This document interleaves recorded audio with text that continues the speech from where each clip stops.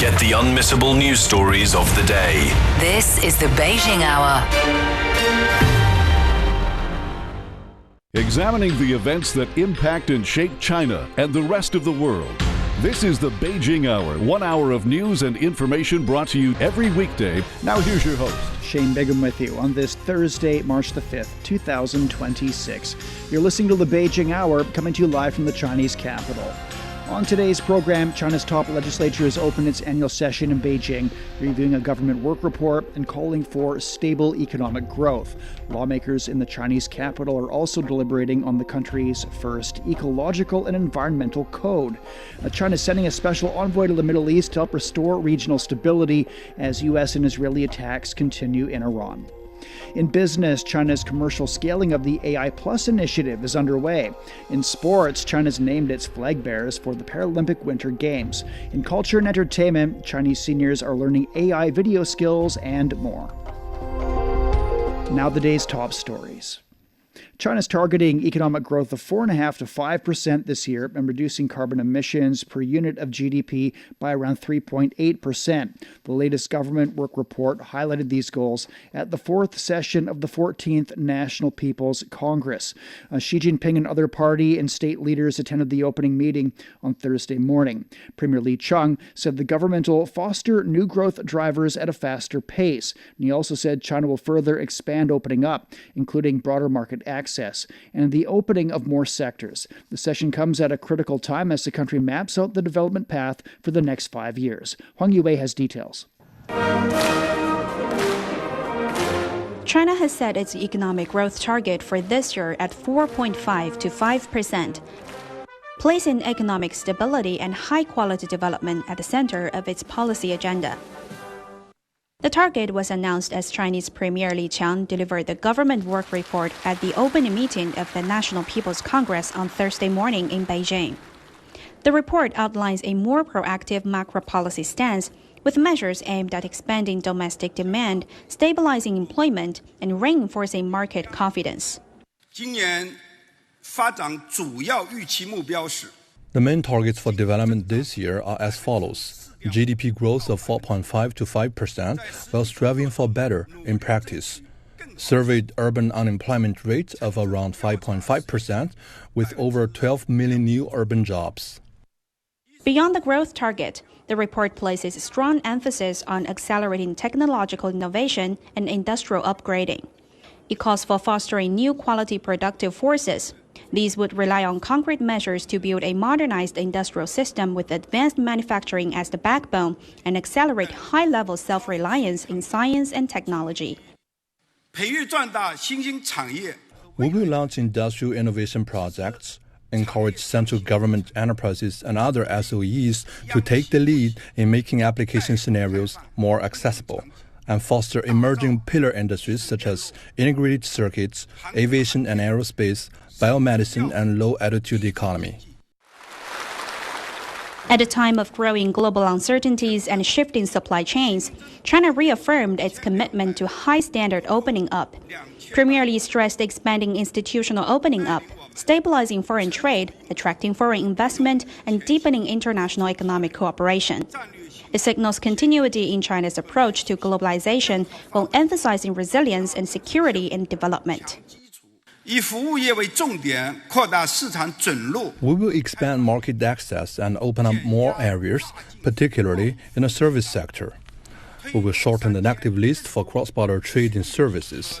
We will advance negotiations to conclude more regional and bilateral trade and investment agreements. We will improve the layout and scale of pilot free trade zones to boost their innovation-driven development capacity. We will take solid steps to develop the Hainan Free Trade Port. We will keep the volume of foreign trade stable and refine its mix. The numbers and policy signals delivered this morning now move from the podium into group deliberations. As lawmakers review the report in the days ahead, the priorities outlined here will shape China's economic direction for 2026, lay the groundwork for the next 5-year plan period from 2026 to 2030, and signal how the country intends to navigate a complex global environment. That was Huang Yue reporting.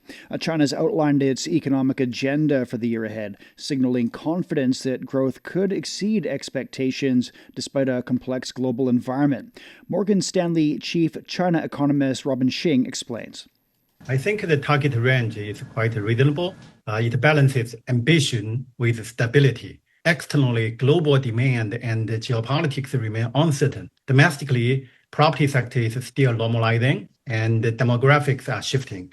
So this target range signals confidence in China's fundamentals while preserving room for structural upgrading.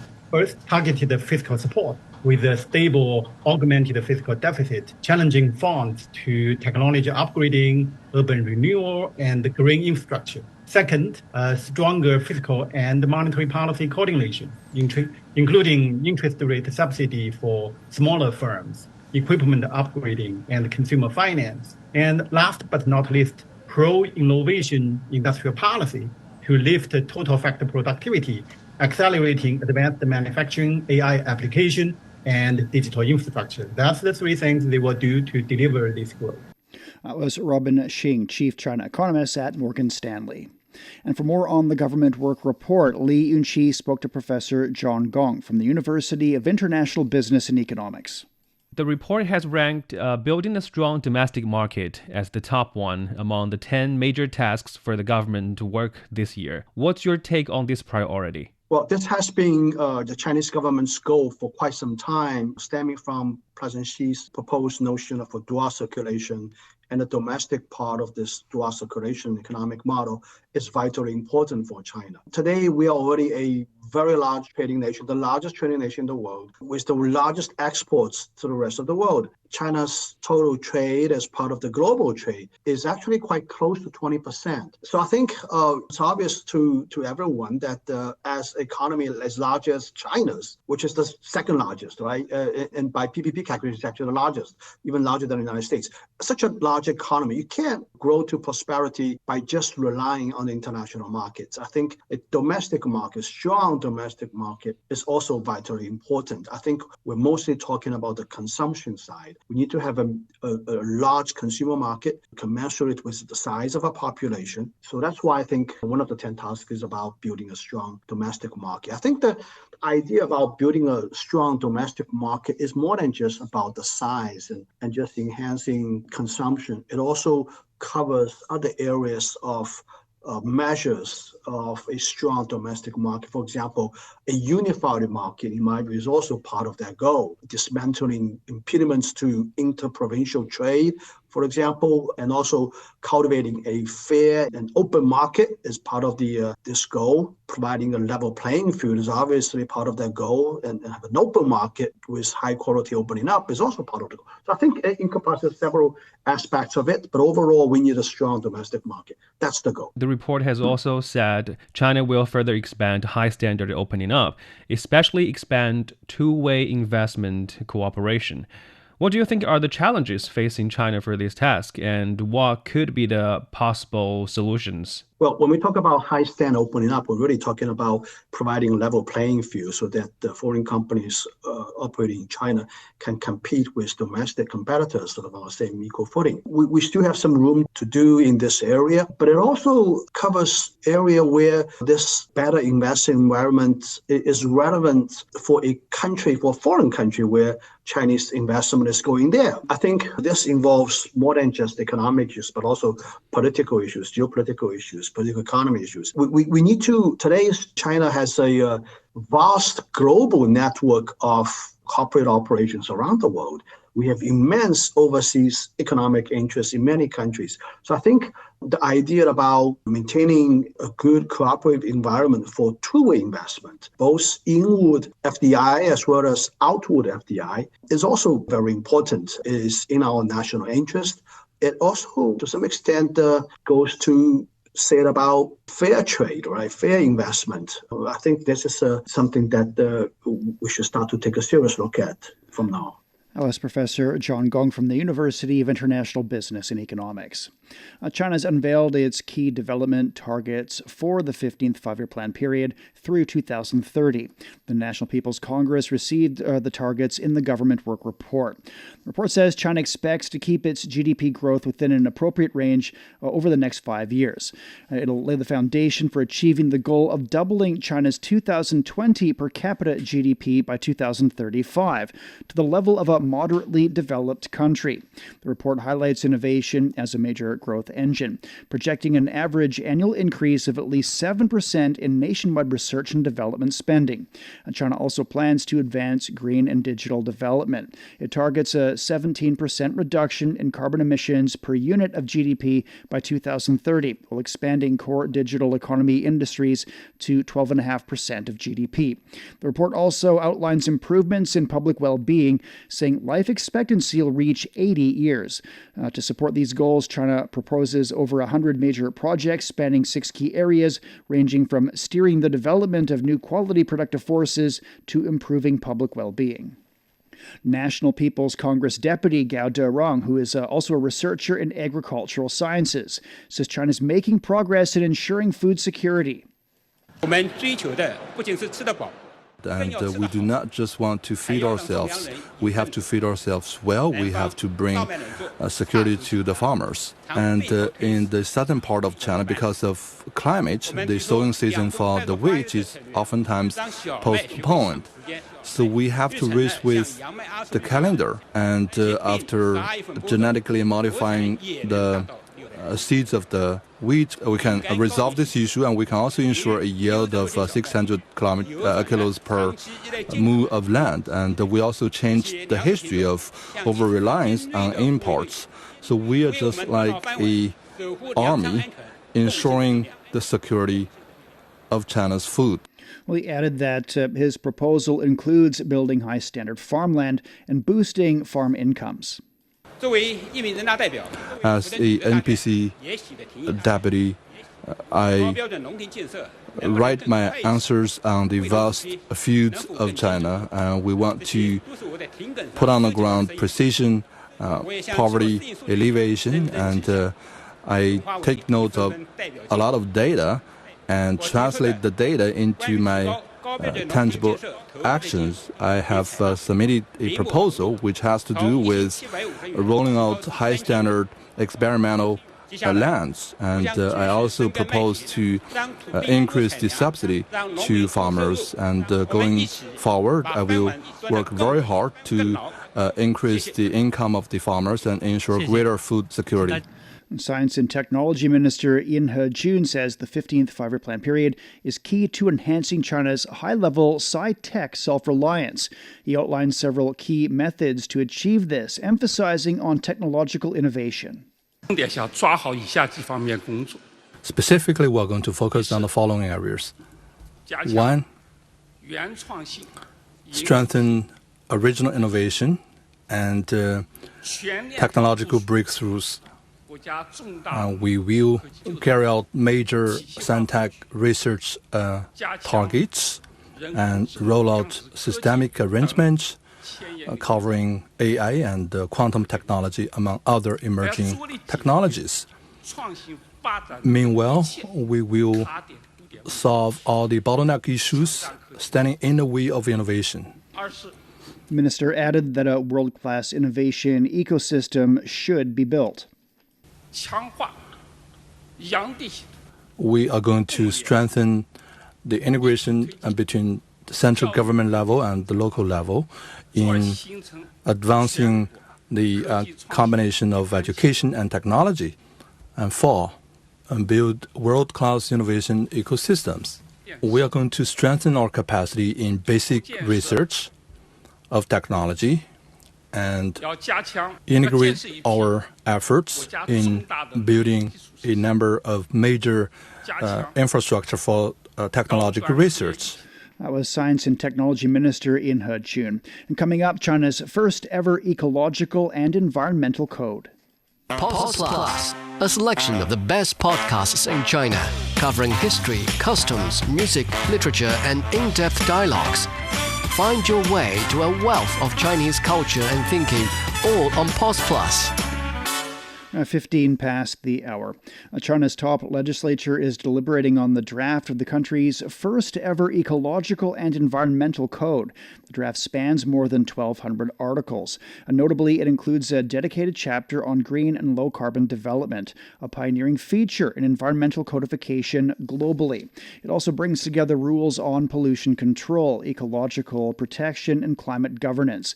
If adopted, it would become only the second law in China formally designated as a code after the Civil Code. And for more, Zhao Eng spoke with Ma Jun, founder of the Institute of Public and Environmental Affairs. We know that China has many environmental laws, but this will be the country's first code on ecology and environment. So can you help us understand the legal weight of a code versus a collection of individual laws?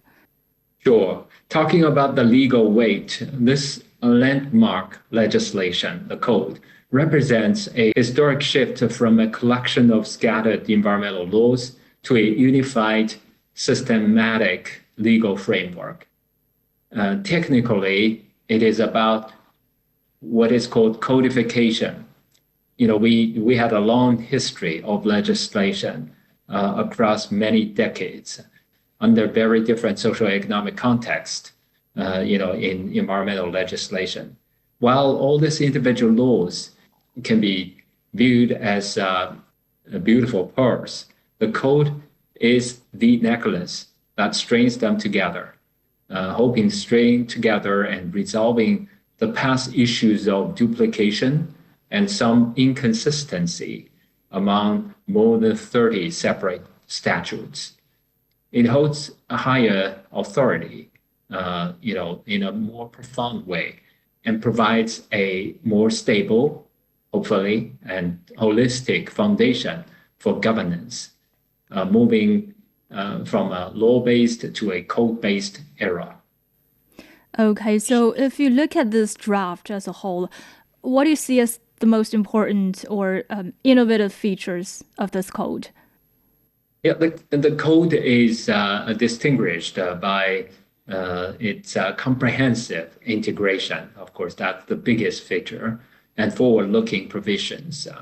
I have to say there have been not many environmental or ecological code in the world. Only the few countries have that. The reason is because it really takes tremendous efforts and resources to try to put them together. So now we're having only the second in China's legislation. And the key innovations of this code also include a dedicated part on green and low carbon development, the institutionalization of the dual carbon peak and neutrality goals, and specific rules for managing emerging risks like radioactive pollution from thermal nuclear fusion. It also emphasizes a human-centered approach, addressing some of the practical social issues that has aroused a lot of social public attention in our fight against pollution and ecological conservation. That was Ma Jun, founder of the Institute of Public and Environmental Affairs. China's rapidly aging population is creating huge demand for professional elder care workers, and a new generation of young talent is stepping up to answer the call.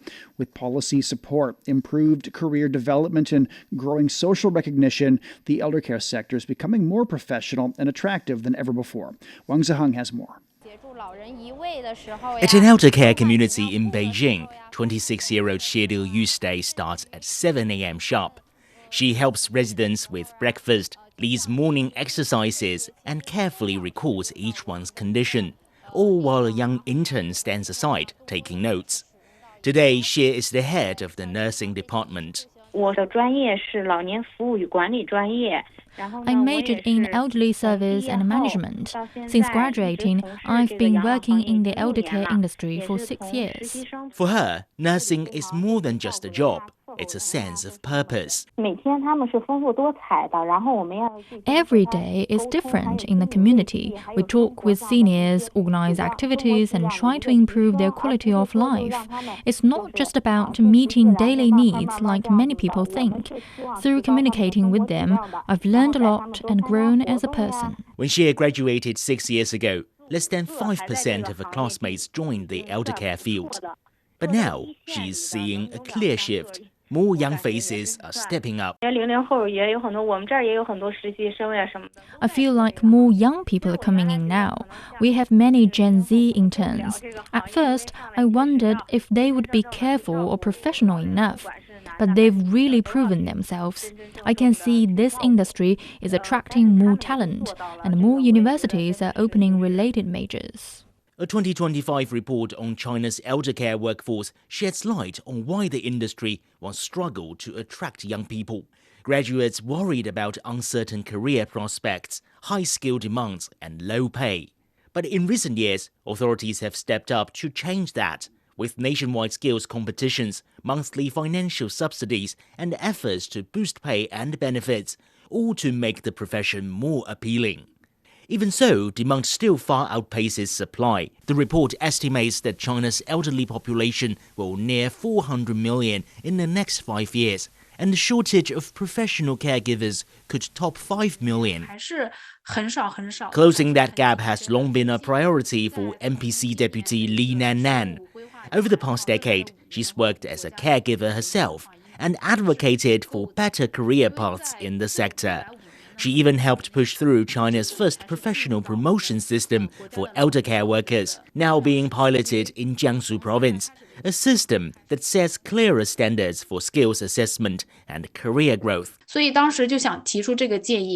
When I first raised this issue, I proposed restoring the caregiver qualification certificate. We needed to improve social recognition of this profession and strengthen its professionalism. In the past, many trained caregivers struggle to stay in the industry long term. Through formal evaluation and recognition, we can attract more talent and help them stay. Li says as China's population ages, the industry needs more versatile, highly skilled professionals with interdisciplinary training. At this year's 2 sessions, she put forward another proposal. I suggest encouraging more medical colleges to upgrade into vocational universities focused on health and elder care. This would accelerate the training of high-quality professionals who can meet the diverse and increasingly complex needs of an aging population. Meanwhile, more universities are partnering with eldercare communities and rehabilitation centers to train young caregivers, blending classroom learning with real-world experience so students can sharpen their skills and see a clear path forward. With stronger policy backing and more structured training programs, China's eldercare sector is becoming increasingly professional and drawing in a new generation ready to take on the responsibility of caring for the country's aging society. For the Beijing Hour, this is Wang Zihang. As China convenes its annual 2 sessions, the world is watching to see how the country's 15th five-year plan will navigate rapid technological shifts in a fragile global order. Foreign diplomats in China say their countries are seeking stronger ties with China, while hailing the country's respect for multilateralism and international law. Italian Ambassador Massimo Ambrosetti is one of them.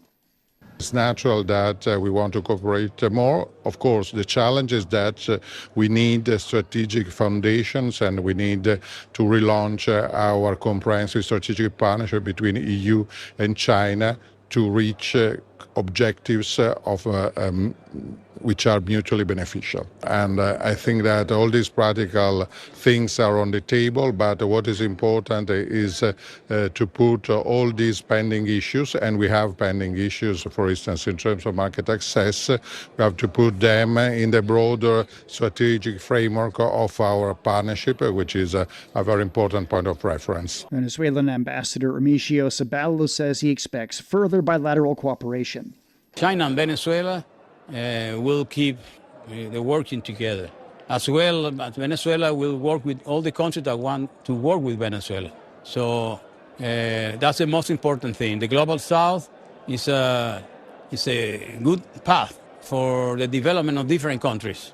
We are watching all those changes, and we can see as well how the technological development may help the countries to get stronger and to have wellness for the people of each country. He adds that China set an example in respect for international law. Ambassador Fazil Najib of the Maldives says China's development plan is encouraging for the world. We see China actually making plans in a way that China takes also into consideration what happens throughout the world. I think this is very important. At a very uncertain world, I think China is showing very steady hands, and I think this is important for developing countries. This is very encouraging for developing countries, and I think China should continue to do that. China and the Maldives elevated bilateral ties to a comprehensive strategic cooperative partnership in 2024. Coming up, as fighting continues in the Middle East, China is sending a special envoy to help restore the peace. You've been listening to programs from CGTN Radio. CGTN Radio. We invite you to visit us online for more audio, pictures, and in-depth reports. At radio.cgtn.com, you can access a wide range of programs and find your favorite news, talk, features, entertainment shows, and podcasts. Hear the difference with CGTN Radio. 26 past the hour. China will send a special envoy to the Middle East to help restore regional stability. Foreign Minister Wang Yi made the remarks in a phone call with his counterpart from the United Arab Emirates. The Chinese Foreign Ministry says the country is intensively engaged in mediation efforts. Chen Ziyuan has more. Beijing says it will continue communicating with all relevant parties and work to build broader consensus to de-escalation. And as part of those efforts, Beijing will soon send Special Envoy on Middle East Affairs, Zhai Jun, to visit nations in the region for de-escalation and also to help reduce tensions as well as promote dialogue. And also, I follow up with Mao Ning, the spokesperson of Chinese Foreign Ministry, asking what are the diplomatic engagement of China in the region. Mao Ning said that Beijing is deeply concerned about the situation in Iran and asking all sides to return to the negotiation table. And also at the phone calls conducted by Chinese Foreign Minister Wang Yi with his counterpart in the past few days, he re-emphasized China's position and also saying that the ongoing conflict might spill over if the situation continued to escalate to broader regional crisis. And Beijing has urged all sides to fulfill their international obligations to avoid attack on civilian and also civilian infrastructure. And the ongoing conflict serves no party's interests, and China is calling on all parties to return to the negotiation table, saying that dialogue and negotiation are the only viable way and only viable path forward. The prolongation and escalation of the fighting is not in anyone's interest. China believes the use of force will not solve underlying problems. Dialogue and negotiation is the right way forward. Disagreements and differences should be resolved through political and diplomatic means. That was a report on the Chinese Foreign Ministry's latest response to the situation in the Middle East. Iran's Islamic Revolutionary Guard Corps says U.S., Israeli, and European vessels are prohibited from crossing the Strait of Hormuz. Meanwhile, media, citing a military official, said Iran has not closed the critical oil transport corridor. The official said they're dealing with passing ships based on international protocols. U.S.-Israeli attacks on Iran have entered the sixth day, raising fears of an escalating regional conflict. Iran says the strikes have killed more than 1,000 people since they began on Saturday. The Islamic Revolutionary Guard Corps says it's launched missiles and drones at Israel's Defense Ministry building and an airport near Tel Aviv. The Israeli military says it's carried out large-scale airstrikes in eastern Tehran, targeting military command centers, and it's also shot down an Iranian fighter jet over Tehran. We're at 29 minutes past the hour. Beijing getting a light snowfall today. It's continuing into the evening down to minus 5 degrees. Friday is sunny and 6. Shanghai will see a light rainfall in 7, then cloudy conditions in 12 degrees. Chongqing's overcast in 15, then a light rainfall in 20. Nanchang's overcast and down to 9, then cloudy skies in 15. Lhasa is down to minus 2, followed by sunshine and 22 degrees. Elsewhere in Asia, Islamabad's overcast and 8 degrees this evening, then a high of 29 on Friday. Vientiane will be overcast and 20, then cloudy and 31. Phnom Penh's getting moderate rainfall and 23 this evening, followed by some rain and 25. It's time for a short break. So far this hour, China's top legislature has opened its annual session in Beijing, reviewing a government work report and calling for stable economic growth. Lawmakers in the Chinese capital are also deliberating on the country's first ecological and environmental code. Shane Bigham with you. Stay with us here on the Beijing Hour.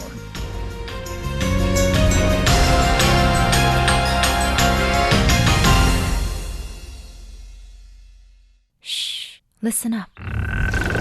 Can you hear the heartbeat of our world?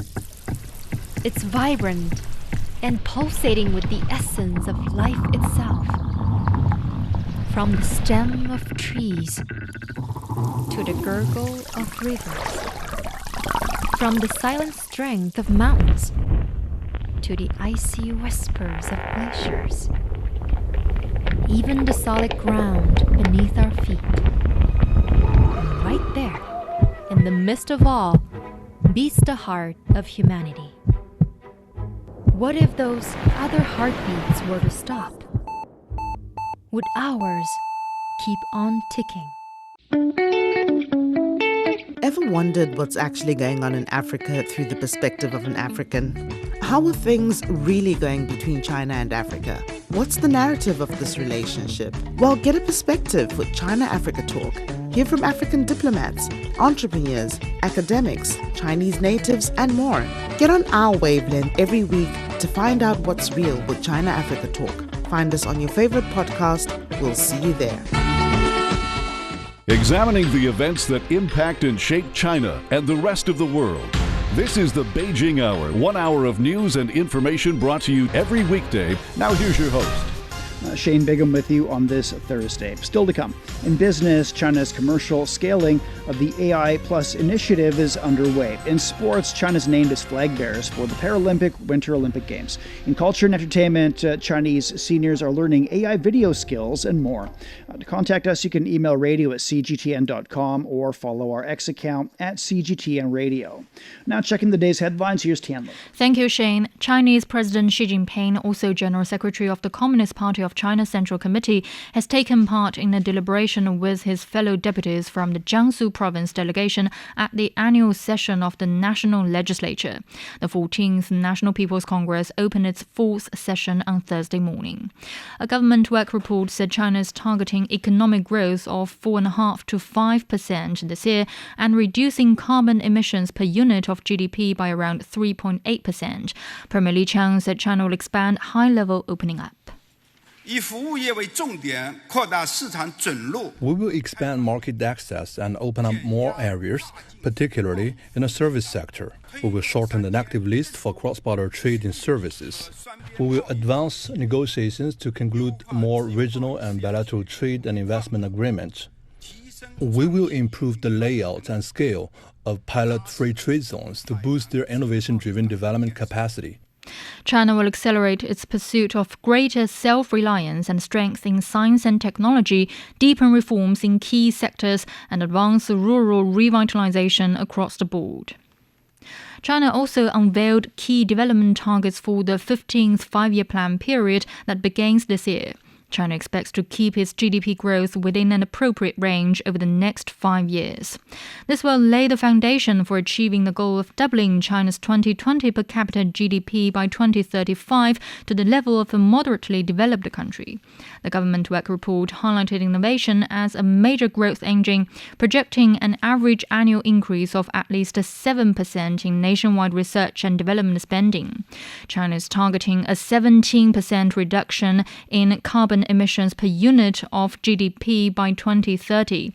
The report also outlines improvements in public well-being, with life expectancy expected to reach 80 years. China's ambassador to the United Nations is urging the international community to reject selective approaches and double standards in the fight against terrorism. Speaking at a meeting on the implementation of the United Nations Global Counter-Terrorism Strategy, Fu Cong also said countries must eliminate the breeding ground for terrorism by reducing conflicts and poverty and respecting the diversity of civilizations. He called for measures to combat terrorism in Afghanistan, Syria, and Pakistan. The ambassador also said China is ready to work with all parties to make greater contributions to a world of lasting peace and universal security. A sudden drop in gas supplies at a major power plant in southern Iraq triggered a total collapse of the national electricity grid across the country on Wednesday evening. The Iraqi Electricity Ministry attributed the blackout to a technical malfunction caused by a fuel shortage at the Rumaila gas power plant in Basra. It said government departments are working to restore the disconnected generating units. On Tuesday, the ministry said incomplete supplies from Iran continue to affect the operation of generation units and production plants. A blackout has hit western Cuba, leaving millions of people without power. The electric union says crews are working to restore electricity. It is the second such outage to affect western Cuba in the past 3 months. Media reports say repairs to the country's main thermoelectric plant might take 72 hours. A new study says rising sea levels due to climate change may threaten tens of millions more people than scientists and governments originally thought. Researchers reviewed hundreds of scientific studies and hazard assessments, saying about 90 of them underestimated baseline coastal water heights by an average of 30 centimeters. Philip Minderhood with Wageningen University says the cause is the mismatch between the way sea and land altitudes are measured. Researchers say many studies assume sea levels without waves or currents, when the reality at the water's edge is of oceans consistently roiled by factors like wind, tides, and changing temperatures. They say adjusting to a more accurate coastal height baseline means that if seas rise by a little more than a meter, it will affect at least 77 million more people. All right, thank you very much. So that's Tian Li with headlines. Coming up in business, China's commercial scaling of the AI Plus initiative is underway. The Beijing Hour, your window on China and the rest of the world. 37 past the hour. With business now, here's Wang Zihang. Thank you, Shane. Asian equities rebounded after steep losses on Thursday. Hit hardest in recent days, South Korea's benchmark Kospi jumped as much as 12%, boosted by improved risk sentiment as oil prices began to pull back from their earlier high levels. The Kospi had plunged more than 18% since the start of the week, on track for its worst decline since the 2008 global financial crisis. Stock markets on the Chinese mainland also closed higher on Thursday. The Shanghai Composite was up over 0.6%. The Shenzhen component gained more than 1.2%. Power and grid equipment shares led the gainers. In Hong Kong, the Hang Seng Index edged up almost 0.3%. Also on Thursday, Japan's Nikkei increased 1.9%. This year's government work report says China will focus on the commercial scaling of the AI Plus initiative this year. The policy explicitly promotes new generation intelligent terminals and AI agents. China aims to make 2026 the year that artificial intelligence moves from the lab into large-scale applications across industries like finance, education, and manufacturing. The country will encourage technological innovations in areas including multimodal AI, embodied AI, and swarm intelligence, and explore development paths for artificial general intelligence. Looking ahead to 2030, the 15th five-year plan introduces a new development framework. On the innovation front, the target for R&D spending is set to grow by an average of over 7% annually. The core digital economy industries aim to account for 12.5% of GDP, up from roughly 10% last year. China will nurture emerging industries and industries of the future. In 2026, the country will foster emerging pillar industries such as integrated circuits, aviation and aerospace, and biomedicine. China will nurture industries of the future involving energy, quantum technology, and embodied artificial intelligence.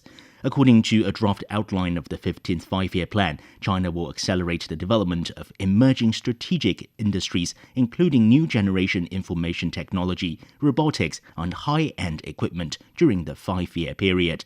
The draft outline also urged efforts to foster new drivers of economic growth, such as hydrogen and 6G mobile communications.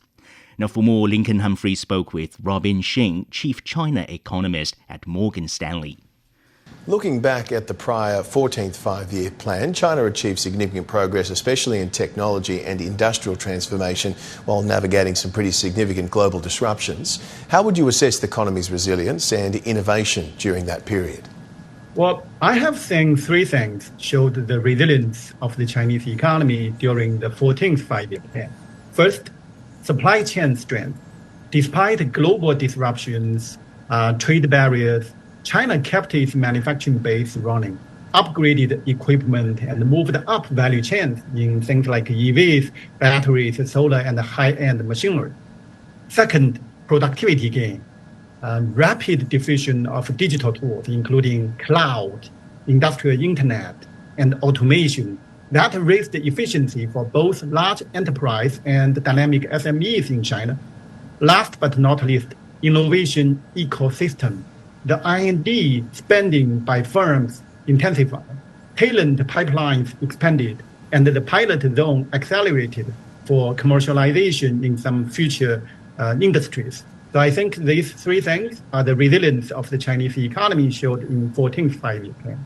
Now, looking ahead as China prepares for the 15th Five-Year Plan, which emerging sectors or strategies do you expect to lead the next phase of not just sustainable but high-quality growth?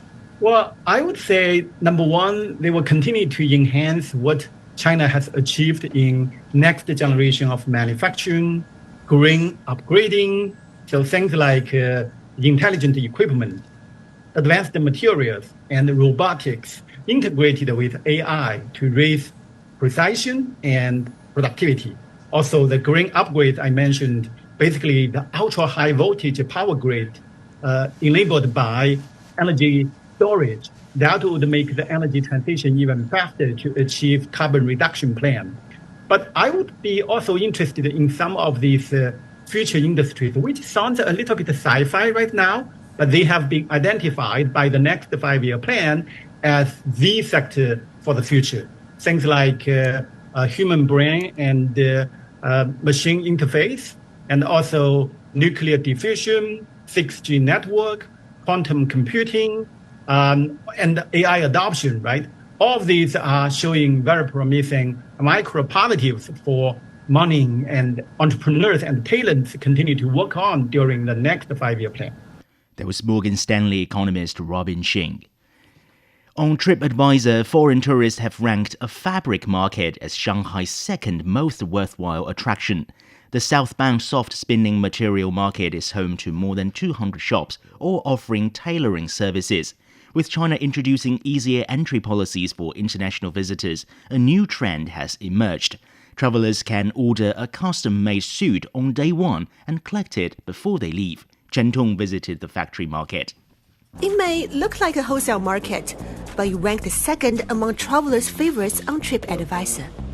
Where are you from? From France. Norway. Sweden. From Switzerland. Brazil. Morocco. From Lebanon. The southbound soft spinning material market, as foreigners describe, is a paradise for tailor-made goods. It's cheap and quality is great. When you try to buy it in Europe, it's crazy expensive. People from China, they come often to Switzerland in order to buy some good chocolate. While Swiss people like we come now to Shanghai and get a very good suit. Nearly all the tailors speak English. Linda taught herself how to speak 7 languages. For example, German. If you know German, you will easily get attention from the German clients. I try to get attention from everybody. East visa policies have brought more foreign tourists to China. They enjoy having suits tailor-made before they go. 4 days it's finished. I traveled 3 weeks in China and Shanghai is my final step. Normal material, it's less than a week. So if they visit until Friday, now today's Monday, they can get it done before they leave. But how how to ensure both quality and speed. I decided to try it my own. Xu Chunfang runs 3 stores in the market. She measured my size, and the data was automatically sent to her factory, where production on the order immediately began. It's Thursday, only 3 days after I got measured at the market, and my suit is ready, so time to pick it up. But rather than picking it up in the market, I decided to go to her factory in Shanghai suburb. As you can tell, the suit perfectly matches my body, and the secret is hidden right here in the factory. Making clothes is divided into 4 steps: pattern making, cutting, sewing, and ironing. What makes the manufacturing efficient are the first 2 steps. Xu's factory uses a smart pattern and a cutting system, which only take few minutes to make 1 pattern and cut the fabrics. This is cheaper and faster than traditional methods. If the 2 steps are done manually, each suit would take tailors hours to complete. This store in the front and factory in the back strategy is now utilized by a majority of the tailors in the market. The southbound soft spinning material market has a history spanning 2 decades.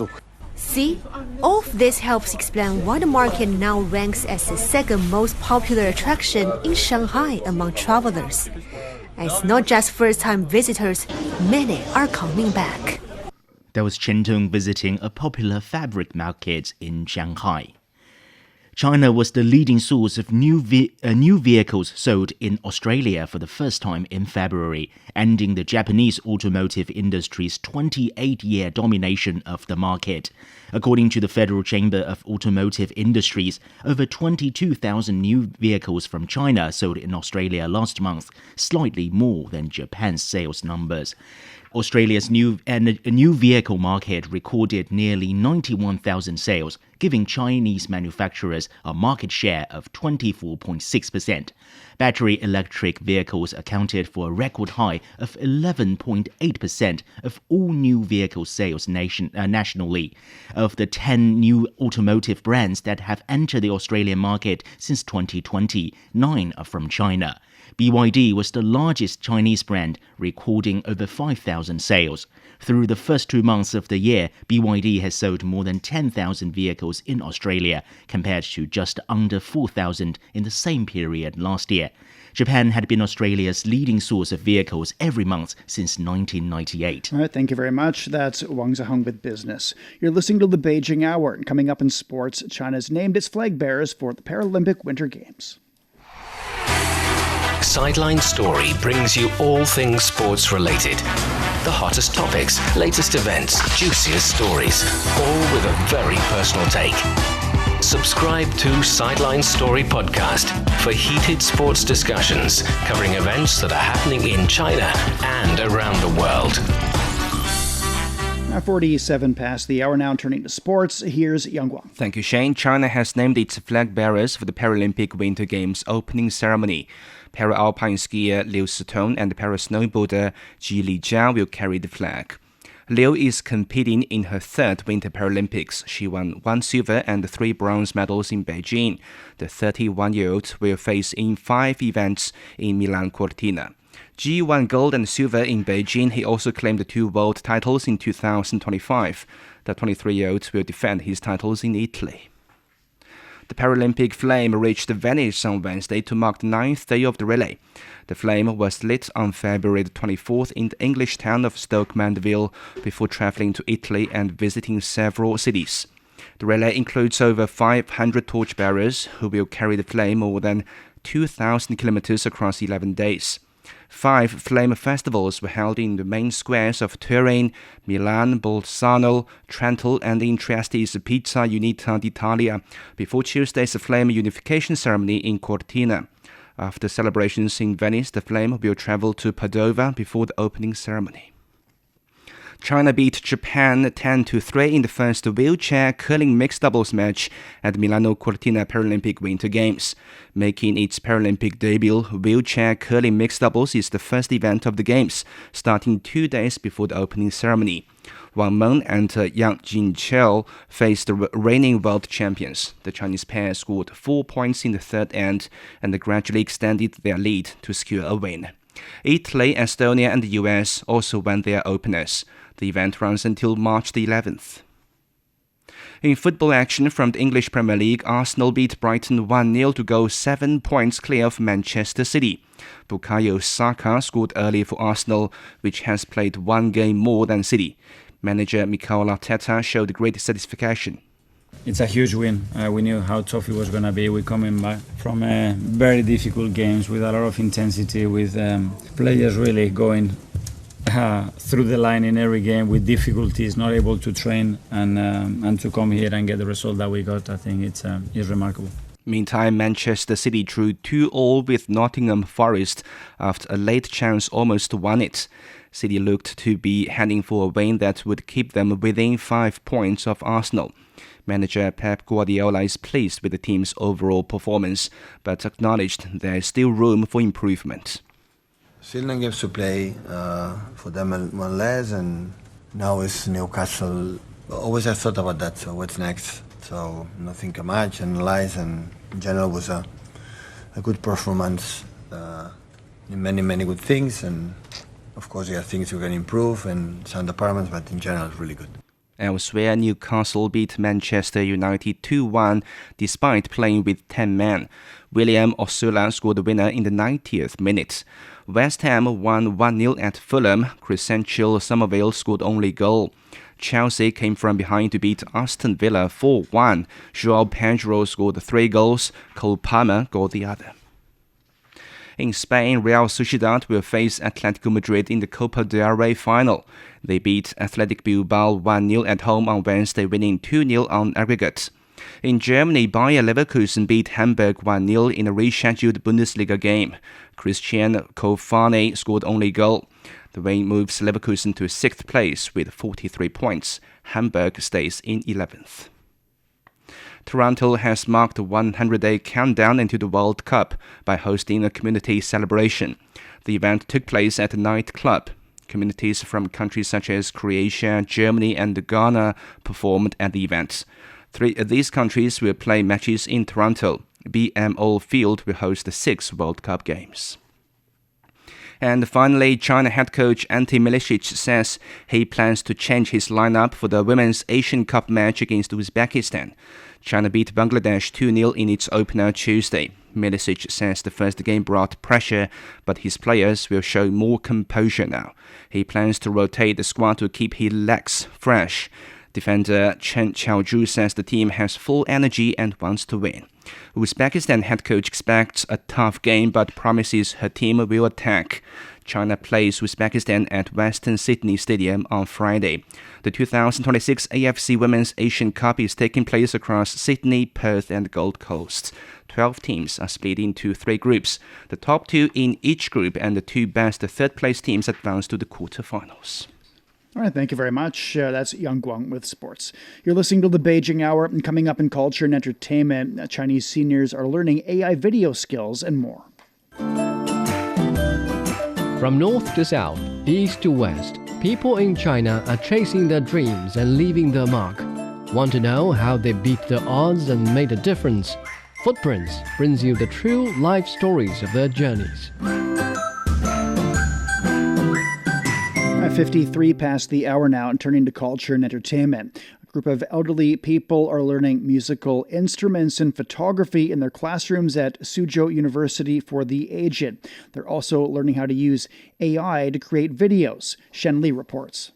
At Suzhou University for the Aged, creators with an average age of 70 are embracing the intelligent age in their own way. Gumin Li, who is 62, came to the university after retiring. She started by learning the piano and photography, and now she's smitten with creating short videos using AI. As soon as I saw AI, I rushed to learn about it. You have to keep learning new things. This AI video production course that Gumin Li is taking teaches skills like script writing, AI editing, and adding voiceover tracks, guiding students through the process of creating their own short videos. Since the course started, it has enrolled nearly 300 senior students. To make new knowledge easier for seniors to grasp, Chen Jing guides her students through every step, from script writing and using AI to generate videos and editing. She patiently explores all the details and practices alongside her students. This AI animation, which brings the ancient myth of the cowherd and the weaver girl to life, was made by a student over 80 years old, Gu Xuezhen. After retiring, she spent many years studying photography at the University for the Aged. Recently, she started trying to develop AI-powered programs that meet her own dietary and other needs. Recently, I made 3 small tools myself. I made a little app that shows the weather forecast for yesterday, today, and tomorrow. With one look, I know if I need to add more clothing or wear less. There's also a mini program about food. It records the calories and nutritional content of what I eat, which helps me manage my weight. It's really useful for my health. In April 2025, Gu Xuezhen was invited to a local nursing home to teach other seniors how to make short videos using AI. My main reason for doing this with AI is to use the latest knowledge to bring happiness to us seniors. I feel that even as we get older, our minds need to keep up. We need to understand this new trend. How to embrace AI technology is a question everyone faces in the digital age. These seniors in their 60s and beyond are providing their own answers through their actions. By unlocking new skills, they've achieved a dual breakthrough in personal growth and social connection, writing a brilliant new chapter in their lives. That was Shen Li reporting. The China National Traditional Orchestra started its Year of the Horse music season. The season began on the Lantern Festival and will run until the 2027 Chinese New Year. Each concert will follow the season's festivals and solar terms. The orchestra invited Chinese and international composers to create new works. Musicians from different generations and styles will perform together. The opening concert took place in Beijing with conductors and soloists showing the beauty of traditional Chinese instruments. The program included famous pieces from the last 100 years. Thursday marks the third of China's 24 solar terms, and this one is called Jingjie, or Awakening of Insects. This is a time of the year when hibernating animals and insects wake up with the warmer weather. Jingjie is also an important solar term for farmers, as it's a key period for spring agricultural activities. With most parts of China experiencing a quick rise in temperatures, daylight and rainfall start to increase and provide fertile conditions for crops to grow. During Jingjie, there's also the custom of eating pears, which are consumed raw, steamed, juiced, or boiled in water. Because the weather is still relatively dry during this period, eating pears can soothe the throat and replenish the yin, or the fluid of the body. 57 past the hour, checking the forecast before we go. Beijing will get a light snowfall this evening. It's down to -5, sunny and 6 on Friday. Shanghai will see a light rain and 7 this evening, then cloudy and 12. Chongqing's overcast and down to 15, followed by light rainfall and 20. Nanchang will be overcast and 9 degrees, and then cloudy and 15. Lhasa is down to -2, then sunny skies and 22 degrees. Elsewhere in Asia, Islamabad's overcast and 8 overnight, high of 29 for Friday. Vientiane's overcast and 20, then cloudy and 31. Phnom Penh's getting moderate rainfall and 23 tonight, followed by a light rain and 25 degrees. And that's it for this edition of the Beijing Hour. Making news today, China's top legislature has opened its annual session in Beijing, reviewing a government work report and calling for stable economic growth. And lawmakers in the Chinese capital are also deliberating on the country's first Ecological and Environmental Code. On behalf of the staff, Shane Bigham in the Chinese capital, hoping you'll join us for the next edition of the Beijing Hour and open a window to the world together. Find the Beijing Hour at precisely 6 p.m. Beijing time. We meet you on podcast and on air every weekday. The Beijing Hour, your window on China and the rest of the world.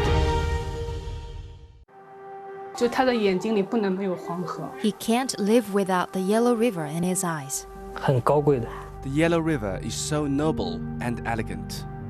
Both my grandpa and dad made a living from the river. Would you like to move away from the Yellow River? I don't think I will. I love it so much. The Yellow River, the second longest river in China, is regarded as a shaping force in the history, economy and culture of northern China. Today, about 100 million people live within its water basin, making up nearly 9% of the country's population. How is climate change felt at its headwaters, and what are the locals doing to cope with it? What are the descendants of the boatmen doing? What has kept some people from leaving their home village by the river, and what has drawn others back? Could the fading fishing community revive in a time of digital transformation? From 2021 to 2024, our reporters visited the upper, middle and lower reaches of the Yellow River, talked to the herders, farmers, boatmen, fishermen and eco-activists who share a close bond with the river, and present their stories in pictures, podcasts and videos, all in our 12-part series, The Yellow River Mosaic, available only on CGTN Radio